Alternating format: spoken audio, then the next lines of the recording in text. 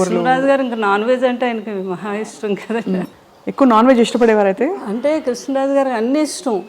Vegetarian enjoy చేసేవారు. ఏదైనా food enjoy చేసి ఆయన తినటం, అందరికీ పెట్టడం అంటే చాలా ఇష్టం ఆయనకి. ఫుడ్ అన్నీ నాన్ వెజ్లో ఎన్ని రకాలు ఉన్నాయి అన్నీ. ఇంకా తర్వాత కొన్ని స్లోగా తగ్గించడం. బాగా తినేవారు కదా, తర్వాత డైట్ అని కొంచెం కొన్ని నాన్ వెజ్ ఎక్కువ తినేవి, కొంచెం క్వాంటిటీ తగ్గించి తినేవారు. ఎవరైనా ఫ్రెండ్స్ అడిగారు, కృష్ణరాజు గారు మీరు ఎంత బాగా తినేవారు, ఏంటి ఇప్పుడు తగ్గించు అంటే, 7 జన్మలు సరిపడగా తినేసాం, ఇప్పుడు తగ్గిస్తే ఏం కాదులే అనేవారు అనమాట.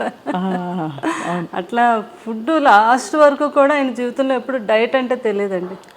కృష్ణరాజు గారికి ఇష్టం లేదు ఎవరైనా చేసినా కూడా.